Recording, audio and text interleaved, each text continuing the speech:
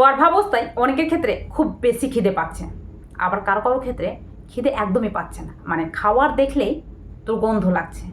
সেক্ষেত্রে এটা কিসের লক্ষণ বা এর জন্য কী করণীয়, এই বিষয়টা নিয়ে প্রায় বেশিরভাগ গর্ভবতী মায়ের জানতে চেয়েছেন। চলুন আজকে ভিডিওতে এই বিষয়ে আলোচনা করব। নমস্কার, দেশকোণ পঞ্চুর আরেকটি নতুন ভিডিওতে সকলকে স্বাগত। তো আজকে ভিডিও মূল আলোচনা হলো গর্ভাবস্থায় কাদের ক্ষেত্রে খিদে বেশি লাগতে পারে আর কাদের ক্ষেত্রে খিদে কম লাগতে পারে, এই সময় কী করবেন আর কোন সময় দেরি না করে ডাক্তারের কাছে যাবেন। এবং সবশেষে আলোচনা করব যেই বিষয়টা নিয়ে অনেকে জানতে চেয়েছেন, সেটা হলো যে এটা কিসের লক্ষণ, ছেলে নাকি মেয়ে। তো চলুন ভিডিওটা শেষ পর্যন্ত দেখুন, এই বিষয়ে আপনাদের সাথে একটা সঠিক তথ্য তুলে ধরব। তার জন্য অবশ্যই ভিডিওটা ভালো লাগলে, ইনফরমেটিভ মনে হলে বেশি বেশি শেয়ার করুন, পারলে একটা লাইক করুন, আর অবশ্যই চ্যানেলটাকে সাবস্ক্রাইব না করে থাকলে সাবস্ক্রাইব করে নিন। চলুন ভিডিও মন বেশি জানতে। তো ভিডিওতে এগিয়ে যাওয়ার আগে একটা ছোট্ট প্রশ্ন রাখি, সেটা হলো আপনার ক্ষেত্রে গর্ভাবস্থায় খুব বেশি খিদে পায় নাকি খুব কম? কারণ বক্সে জানাবেন। গর্ভাবস্থায় প্রায় অনেকের ক্ষেত্রে যেটা হয় যে খিদে খুব বেশি পাচ্ছে, আবার অনেকের ক্ষেত্রে খিদে কম লাগছে। তো এটা কিন্তু বিশেষভাবে আমাদের দিদা কাকিমারা বা আমাদের পারিপার্শ্বিক দিদিরা কিন্তু খুব ভালোভাবে লক্ষ্য করেন। দেখবেন যে এই সময় খুব স্পষ্টভাবে তারা লক্ষ্য করেন, আর অনেক সময় বলে থাকেন যে তোমার ক্ষেত্রে ছেলে হবে বা মেয়ে হবে। তবে এই সময় কাদের ক্ষেত্রে খিদে বেশি লাগতে পারে আর কাদের ক্ষেত্রে খিদে কম লাগতে পারে, এই বিষয়টা আপনি নিজে থেকেই জানেন। দেখুন, আমি যদি প্রেগনেন্সির প্রথম 3 মাসের কথা বলি, সেক্ষেত্রে কিন্তু আপনার ক্ষেত্রে এই সময় খিদে কম লাগাটা পুরোপুরি স্বাভাবিক। কারণ এই সময় আপনার বাচ্চা পেটের মধ্যে আসে, আর বাচ্চা পেটে আসতে না আসতে এই সময় শারীরিক বিভিন্ন রকম পরিবর্তন হয়ে থাকে, হরমোনাল বিভিন্ন রকম পরিবর্তন হয়ে থাকে।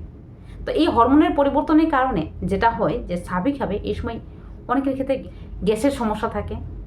তাছাড়াও এই হরমোনের কারণেই দেখবেন যে প্রেগনেন্সিতে কনস্টিপেশনের সমস্যা বা টাইপ পটির সমস্যা কিন্তু দেখা দেবে। সেক্ষেত্রে আপনার পেট যদি ঠিকঠাকভাবে ক্লিয়ার না হয়, সেক্ষেত্রে আপনার খিদে পাবে কী করে? তো এই সময় অনেকের ক্ষেত্রে গ্যাসের কারণে খিদে পায় না। দ্বিতীয়ত, প্রেগনেন্সি প্রথম 3 মাসে অনেকের ক্ষেত্রে বমি বমি ভাব থাকে বা খুব বেশি বমি হয়ে থাকে, যার কারণেও কিছু খেলেই বমি হয়ে যাচ্ছে। আবার অনেকের ক্ষেত্রে যেটা হয় যে খাওয়ার দেখলেই দুর্গন্ধ লাগছে। এটা কেন হচ্ছে? কারণ এই সময় হরমোনের কারণেই প্রত্যেকটা মায়েদের ক্ষেত্রে ঘ্রাণ শক্তি বেড়ে যায়। কারো ক্ষেত্রে একটু কম হয়ে থাকে, আবার কারো কারো ক্ষেত্রে একটু বেশি হয়ে যায়। মানে যেই দুর্গন্ধটা আমি জীবনে পাইনি, সেই দুর্গন্ধটা কিন্তু আজই আসতে হয়েছে, প্রেগনেন্ট হতে না হতে আসতে শুরু করে যায়। তো এই ধরনের লক্ষণটা কিন্তু প্রায় অনেকের ক্ষেত্রে দেখা দেয়, আর যার কারণে প্রেগনেন্সির প্রথম 3 মাসে বিশেষত আপনি কিন্তু চাইলেও খুব একটা বেশি খেতে পারবেন না। আবার অনেকের ক্ষেত্রে যেটা হয় যে অ্যালার্জিক রিয়াকশন হয়ে যায়। এই সময় অনেকের ক্ষেত্রে পছন্দের খাবারটা, যেটা কিন্তু আগে খুব খেতে ভালোবাসতেন, সেই খাবারটা এখন খেলে অ্যালার্জি হয়ে যাচ্ছে, অ্যালার্জিক রিয়াকশন ফেলে দিচ্ছে। তো এই ধরনের সমস্যাও কিন্তু প্রেগনেন্সির এই সময়ে দেখা দিতে পারে, যার কারণে এই সময় খিদে না লাগা বা খেতে ইচ্ছে না করা সমস্যাটা দেখা দিতে পারে। তবে এই সময় কী করবেন? খেতে ইচ্ছে করছে না বা খিদে লাগছে না বলে খাবেন না, এমনটা করবেন না। এই সময় খিদে না পেলেও আপনাকে খেতে হবে, কারণ আপনি না খেলে আপনার পেটে যে বাচ্চাটা এসছে সেটা কিন্তু ঠিকঠাকভাবে বৃদ্ধি পেতে পারবে না। কারণ আপনার বাচ্চা বৃদ্ধির জন্য যাবতীয় পুষ্টি কিন্তু আপনার শরীর থেকেই নেবে। তো এই সময় প্রেগনেন্সির প্রথম 3 মাসে খিদে না পেলেও আপনাকে খেতেই হবে। সেক্ষেত্রে আপনার ক্ষেত্রে বমির জন্য যদি আপনি খেতে না পারেন, তো এই সময় বমির কিছু টিপস বলে দিই। দেখুন, গর্ভাবস্থার এই সময়ে বমি প্রায় বেশিরভাগ জনের ক্ষেত্রে হতে পারে। সেক্ষেত্রে বমি যদি খুব বেশি পাই, তার জন্য এই সময় মুখের মধ্যে একটু আদা নিয়ে রাখতে পারেন। আদা চিবালে কিন্তু অনেক সময় বমি কম লাগে। দ্বিতীয়ত, এই সময় আপনি যেটা করবেন যে খুব বেশিক্ষণ ধরে খালি পেটে থাকবেন না। এই সময় চেষ্টা করবেন কিছু না কিছু মুখে খাওয়ার জন্য। বিশেষত সকালবেলার দিকে অনেকে কিন্তু এই জিনিসটা ভুল করে থাকেন, যে দীর্ঘক্ষণ ধরে খালি পেটে থেকে তারপরে সকালের খাবারটা খেয়ে থাকেন। অনেকে 10টায় খান, অনেকে 11টায় খান।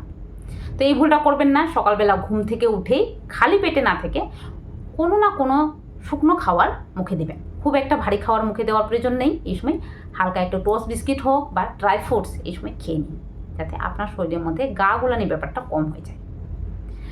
তাছাড়াও প্রেগনেন্সির এই সময় বিশেষত প্রথম 3 মাসের দিকে আপনি কিন্তু অবশ্যই লিকুইড জাতীয় খাবারগুলো বেশি খাবেন। এই সময় ভারী খাবারগুলো একটু এড়িয়ে চলবেন। লিকুইড জাতীয় খাবারগুলো খেলে আপনার ক্ষেত্রে বমি হওয়ার সমস্যাটা কম হবে। সেক্ষেত্রে কিন্তু স্বাভাবিকভাবে আপনার শরীরে পুষ্টিও যাবে আর আপনার ক্ষেত্রে বমিও পাবে না।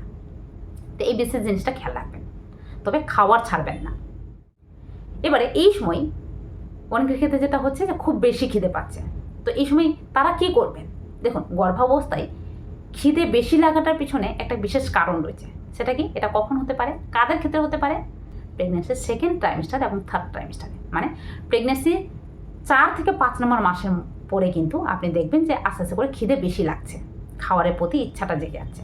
মানে আপনি হয়তো আগে খেতে পারছিলেন না, কিন্তু আস্তে আস্তে করে আপনি সব খেতে পারছেন। তো এটা কেন হচ্ছে? কারণ এই সময় আপনার ক্ষেত্রে বমি ভাবটাও কমে যাচ্ছে।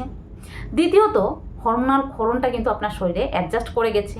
বিশেষত এই সময় অনেকের ক্ষেত্রে যেটা হয় যে গ্রিলিন নামক এক ধরনের হরমোন খরিত হয়, আর এই হরমোনটা কিন্তু স্বাভাবিকভাবে শরীরের মধ্যে ক্ষুধা শক্তিটাকে বাড়ায়, যার ফলে আপনার ক্ষেত্রে খিদে বেশি লাগতে পারে, বেশি লাগতে পারে। তাছাড়াও প্রেগনেন্সির সেকেন্ড ট্রাইমেস্টারের পর থেকে কিন্তু আপনার বাচ্চা দ্রুত হারে বাড়তে শুরু করে।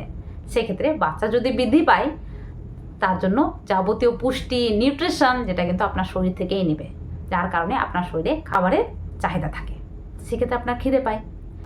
তৃতীয়ত, এই সময় বিশেষত আপনার প্রেগনেন্সি যতটা এগিয়ে যাবে, আপনার শারীরিক বিভিন্ন রকম পরিবর্তনও হবে, জরায়ুর আকারও বৃদ্ধি পাবে। তার সঙ্গে সঙ্গে এই সময় শারীরিক যে কার্যকলাপ সেটাও কিন্তু বৃদ্ধি পেয়ে যায়, এর ফলেও আপনার ক্ষেত্রে খিদে পাবে। তো এই সময় বিশেষত বেশি খিদে পাচ্ছে বলে আপনি তাহলে সবসময় খাবার খাবেন, এই ভুলটা কখনোই করবেন না। গর্ভাবস্থায় বেশি খিদে পাওয়াটাও কিন্তু একটা সমস্যার কারণ। গর্ভাবস্থায় খুব বেশি খিদে পেলে যে আপনি সব খেয়ে নেবেন বা যা ইচ্ছে করছে তাই খেয়ে নেবেন, এমনটা করবেন না। কারণ গর্ভাবস্থায় খুব বেশি খেলে সেক্ষেত্রে কিন্তু আপনার ওজন অতিরিক্ত হারে বৃদ্ধি পেয়ে যাবে। বিশেষত গর্ভাবস্থার এই সময় অনেকে থাকেন যাদের ক্ষেত্রে এটা ওটা খুব বেশি খেতে ইচ্ছে করে, বিশেষত তেল, ঝাল, স্পাইসিযুক্ত খাবার বা বাইরের যে কোনো স্ট্রিট ফুড কিন্তু প্রেগনেন্সিতে অনেক খেতে ইচ্ছে করে। সেক্ষেত্রে আপনি এই খাবারগুলো বেশি খেলে যেটা হবে যে আপনার ক্ষেত্রে অতিরিক্ত ওজন বৃদ্ধি পাবে, আর আপনার বাচ্চার ওজন কিন্তু কমে যাবে। কারণ এই খাবারগুলোর মধ্যে কোনো রকম পুষ্টি থাকে না, সেক্ষেত্রে আপনার বাচ্চা কোনো রকম পুষ্টি পাচ্ছে না, বাচ্চার বৃদ্ধি হচ্ছে না। তার জন্য স্বাভাবিকভাবে আপনার বাচ্চার ওজন সঠিক সময়ে সঠিকভাবে বৃদ্ধি না পাওয়ার সমস্যাটা দেখা দেবে, মানে কম ওজনে বাচ্চার জন্ম নেবে। সেক্ষেত্রে এই সময় খুব বেশি খিদে পেলে খুব বেশি খাবার খেতে যাবেন না, এই সময় বারে বারে খাবারটা খান। আর যে বিষয়টা খেয়াল রাখবেন যে কোনো ধরনের স্ট্রিট ফুড বা বাইরের যে কোনো জাঙ্ক ফুড সেটা কিন্তু লিমিট অ্যামাউন্টে খান। আপনাকে খেতে বারণ করছি না, সেটা অবশ্যই খান, তবে সেক্ষেত্রে এই সময় আপনার শরীরের মধ্যে পুষ্টিজাতীয় খাবার যাচ্ছে কিনা এটা বিশেষভাবে খেয়াল রাখুন। কারণ পুষ্টিজাতীয় খাবার যাবে তবেই কিন্তু বাচ্চার ব্রেন ভালোভাবে ডেভেলপ হতে পারবে, বাচ্চার যে শারীরিক যে গঠন সেটা ঠিকভাবে হতে পারবে। কারণ বাচ্চার গঠনের জন্য যাবতীয় ক্যালসিয়াম, আয়রন, ভিটামিনস, মিনারেল সেটা কিন্তু আপনার শরীর থেকেই বাচ্চা পায়। তো এই জিনিসটা খেয়াল রাখতে হবে। তার জন্য গর্ভাবস্থায় চেষ্টা করবেন বাড়িকার নর্মাল খাবারগুলো, যেমন বিভিন্ন ধরনের ডাল খাবারে প্রতিদিন যে কোনো ধরনের ডাল রাখুন, বিভিন্ন ধরনের শাকসবজি রাখুন। শাকসবজিতে কিন্তু প্রচুর পরিমাণে আয়রন রয়েছে, ফলিক অ্যাসিড রয়েছে, যেটা কিন্তু বাচ্চার মস্তিষ্ক গঠনে সাহায্য করে। তার সঙ্গে সঙ্গে এই সময় দুধ, ডিম, কলা, মাছ, মাংস অবশ্যই খান। তার সঙ্গে সঙ্গে যেটা বলবো যে যাদের ক্ষেত্রে খুব বেশি খিদে পাচ্ছে তারা কিন্তু জলের চাহিদাটা বেশি করুন, মানে জল বেশি করে খান। যারা জল বেশি খাবেন তাদের ক্ষেত্রে দেখবেন যে খাবারটা অটোমেটিকলি একটা অ্যাডজাস্ট হয়ে যায়, মানে জল খেলে পেট ভরে যায়। সেক্ষেত্রে কিন্তু আপনার খিদেটা একটু লিমিট অ্যামাউন্টে পাবে, খিদে পাবে ঠিকই কিন্তু লিমিট অ্যামাউন্টে পাবে। এটা বিশেষভাবে খেয়াল রাখবেন। জল বেশি করে খান, শুধু খাবার খেলে হবে না, জলটাও ঠিকঠাকভাবে খেতে হবে। কারণ জল কম খেলে সেক্ষেত্রে আপনার বাচ্চার চারপাশে জলের মাত্রা কমে যাবে, তো এটাও কিন্তু ডেলিভারিতে সমস্যার সৃষ্টি করবে। তো এই সময় অতিরিক্ত খাবার না খেয়ে এই সময় লিমিট অ্যামাউন্টে খাবার খান। খাবারটাকে 6 বারে খান, মানে 3 বার যেখানে খাচ্ছেন সারাদিনে সেখানে 6 বারে খান। বারে বারে করে খাবার খেলে খিদেটা কম লাগবে। এবারে এই সময় কোন লক্ষণটা দেখলে দেরি না করে ডাক্তারের কাছে যাবেন? দেখুন, গর্ভাবস্থায় বিশেষত আপনার ক্ষেত্রে খিদে পাচ্ছে না, কিছুই খেতে পাচ্ছেন না, কিছু খেলে পরেই অ্যালার্জিক রিয়াকশন হয়ে যাচ্ছে অথবা বমি হয়ে যাচ্ছে, এটা যদি প্রেগনেন্সি 3 মাসের পরেও হয়ে থাকে, দেরি না করে ডাক্তারের কাছে যাবেন। কারণ আপনি দুর্বল মানে বাচ্চা দুর্বল, এটা বিশেষভাবে খেয়াল রাখতে হবে। তাছাড়াও যাদের ক্ষেত্রে খুব বেশি খিদে পাচ্ছে তাদের ক্ষেত্রে যে জিনিসটা বলবো যে এই সময় অতিরিক্ত খাবার খেয়ে অতিরিক্ত ওজন বৃদ্ধির চেয়ে এই সময় ডাক্তারের পরামর্শ নিন, যাতে আপনার শরীরে ওজন খুব বেশি বৃদ্ধি না পায়, আপনি ভালো থাকেন আর বাচ্চার ওজনটা যাতে ঠিকঠাকভাবে থাকে। কারণ বাচ্চার ওজন খুব বেশি বাড়ালে হবে না, কারণ বাচ্চা যদি গর্ভের মধ্যে সময়ের আগে অতিরিক্ত ওজনের হয়ে যায় সেক্ষেত্রেও কিন্তু সমস্যা। বাচ্চা অতিরিক্ত ওজনের হয়ে গেছে, সেই বাচ্চার কিন্তু সুগার ফল হওয়ার বা বাচ্চার বারে বারে অজ্ঞান হয়ে যাওয়ার সমস্যাটাও কিন্তু দেখা দেবে। সেক্ষেত্রে এই জিনিসটা খেয়াল রাখবেন। তবে চিন্তা করবেন না, গর্ভাবস্থায় খিদে কম লাগাটা বা বেশি লাগাটা পুরোপুরি স্বাভাবিক। এই সময় প্রেগনেন্সির প্রথম 3 মাসে খিদে অনেকের ক্ষেত্রে কম খেতে পারে, আবার প্রেগনেন্সির প্রথম 3 মাসের পরে মানে সেকেন্ড ট্রাইমেস্টার থার্ড ট্রাইমেস্টারে খিদে বেশি লাগতে পারে, কারণ এই সময় আপনার বাচ্চা দ্রুত হারে বৃদ্ধি পায়। সেক্ষেত্রে চিন্তায় পড়বেন না, এই সময় বারে বারে খাবার খান আর বেশি করে জল খান, সব ঠিকঠাক থাকবে। এবারে আসি যে বিষয়টা নিয়ে আপনারা শোনার জন্য একদম অধীর আগ্রহে বসে রয়েছেন, সেটা হলো গর্ভাবস্থায় কারো কারো ক্ষেত্রে খুব বেশি খিদে লাগছে বা কারো কারো ক্ষেত্রে খুব কম খিদে পাচ্ছে। এটা কিসের লক্ষণ? দেখুন, এটা কিন্তু স্বাভাবিকভাবে আমাদের দিদা কাকিমারা কিন্তু খুব স্পষ্টভাবে বলে থাকেন যে তোমার ক্ষেত্রে ছেলে হবে বা মেয়ে হবে। মানে যেটা বলা হয় যে গর্ভাবস্থায় যারা খুব বেশি খেতে পছন্দ করেন, মানে বিশেষত নোনতা ঝাল জাতীয় খাবারগুলো বেশি খেতে পছন্দ করেন, তাদের ক্ষেত্রে কিন্তু ছেলে সন্তান ভালো।